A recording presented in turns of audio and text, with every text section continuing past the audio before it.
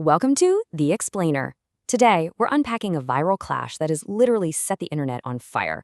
We're talking about that recent, highly charged interview between Elon Musk and a top reporter for The Economist. But we aren't just going to sit back and recap it. Oh no, we are going to dissect it. You see, this interview serves as an absolute masterclass in debate tactics, rhetorical maneuvering, and just modern media dynamics in general. We're going to impartially break down the precise moves, the counters, and those sneaky logical pivots both sides use to try and win the narrative. Okay, let's quickly look at our roadmap for today. We are going to kick things off with a viral media clash, then explore how both sides try to define the political spectrum. From there, we'll analyze their conflicting data on safety and censorship, examine a dramatic pivot regarding public perception, and finally, we'll wrap up by looking at their fundamental divide over classical liberalism. Section 1. A viral media clash. The setup of a modern sparring match. So this specific interview didn't just make a few waves, it turned into an all-out rhetorical war. In fact, media analysts are widely comparing it to that infamous, highly combative interview between British journalists Cathy Newman and Jordan Peterson from a few years back. It is tense, it's rapid fire, and the underlying game being played by both the reporter and Musk becomes fascinatingly clear right out of the gate. We immediately see a battle to define the baseline of the conversation. The reporter's opening move? It's a clear attempt to frame Musk's ideology, explicitly stating that he supports not just the populist right, but the quote-unquote far right and fringe parties. But Musk instantly rejects his framing. His countermove is to completely redefine the baseline, stating simply, "I support the normal people." He directly challenges her premise right there, telling her that what she falsely calls the far right is actually just your everyday normal person. All right, Section 2, defining the political spectrum, the battle over fringe versus mainstream. This entire section of the debate basically becomes a giant tug of war over what actually constitutes extreme politics today versus what's considered mainstream. To defend his stance that he isn't far right, Musk deploys a really specific rhetorical tactic. He suggests a hypothetical blind test. He argues that if you took policies that are today labeled as far right and presented them to people without a name attached, well, people might assume it was a speech by Donald Trump.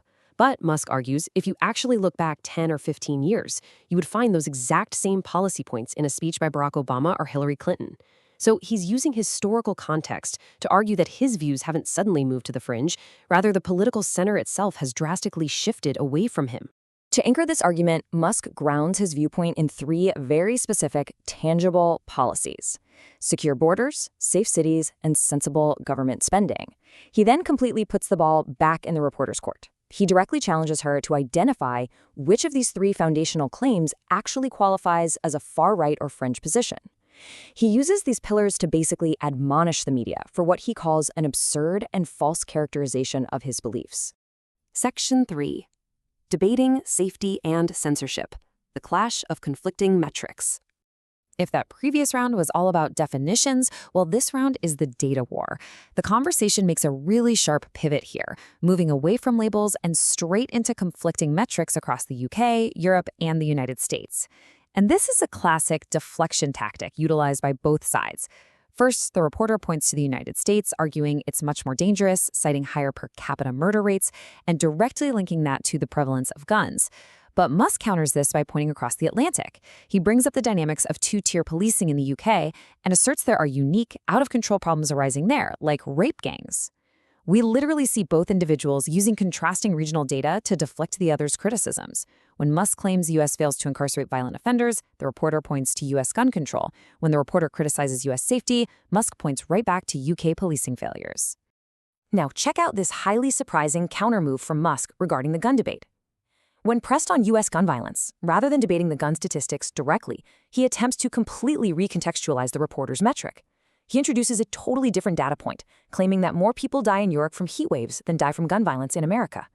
It is a striking rhetorical maneuver, specifically designed to shatter the reporter's framing of American exceptionalism regarding public danger. Then, the data war spills over into a clash over censorship. The reporter goes on the offensive, claiming Musk is ignoring reality and doing absolutely nothing to fight censorship in Europe. Musk shuts down her premise immediately, countering with a really stark claim. They put people in prison in the UK for social media posts. It's fascinating because if you watch closely, you notice how the reporter struggles to provide evidence to back up her claim that he's ignoring Europe, eventually just falling back on the argument that, well, many people in Europe don't think you're right. Section 4. Shifting public perception. The ad hominem pivot. Okay, we're entering round 3 here, and this marks the interview's sharpest pivot by far. We are moving away from policy, away from data, and squarely into personal critiques and logical fallacies. This is the exact segment that went massively viral. The reporter flat out asks Musk, "Why do people loathe you?" From an analytical standpoint, this is a textbook appeal to popularity. Instead of continuing to debate the logic of his policies or the facts of his data, the tactic completely shifts to attacking his motivations and him as a person. The implication being, a lot of people don't like you, therefore your positions must be inherently flawed or unhelpful to Western democracy. But Musk, he doesn't take the bait to self-reflect on his perceived unpopularity. Instead, he answers her very emotional question with cold, raw data. 250 million. That is the number of followers he currently has on his platform. His immediate countermove is to argue that the sheer volume of his audience mathematically suggests that far more people actually like him than loathe him. He completely neutralizes the appeal to popularity by claiming he actually possesses the popular majority. And this brilliantly illustrates the moment Musk completely flips the script on the reporter. After establishing his own massive following, he actually goes on the offensive against her profession. He cites a staggering statistic, claiming that the public's favorable view of journalists sits at a mere 15%. This right here is the absolute climax of their rhetorical sparring match.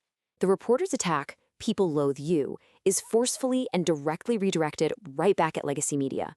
Musk tells her, "I think a lot more people hate you and the media more than you realize."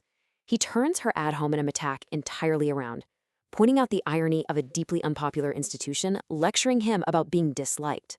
Ultimately, the reporter's somewhat condescending delivery here really just amplified the virality of Musk's counterpunch. Finally, Section 5, the classical liberal divide, ideological conclusions, and the final bell.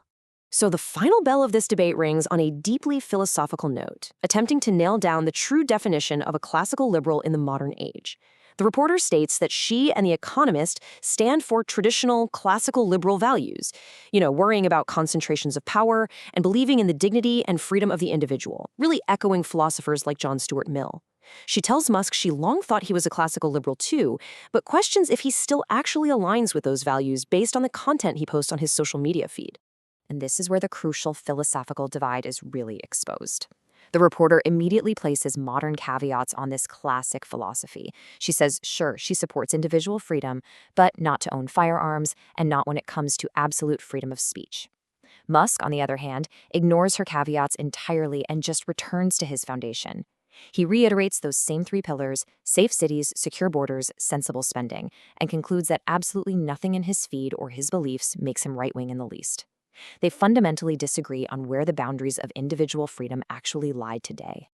To wrap up this explainer, I want us to look at this highly provocative quote provided by the source material from Jordan Peterson regarding the modern media landscape. It really asks us to look at the archetype of the journalist in this specific exchange: supremely confident, leaning heavily on appeals to popularity, and often clashing directly with raw metrics. Regardless of where you stand politically, this breakdown reveals exactly how narratives are constructed, challenged, and flipped in real time. It really forces us to ask, in today's media battles, who is actually debating the facts and who is just trying to win the label war? Definitely something to think deeply about the next time you see these rhetorical tactics play out on your screen. Thanks so much for joining me on this deep dive, and I will catch you on the next explainer.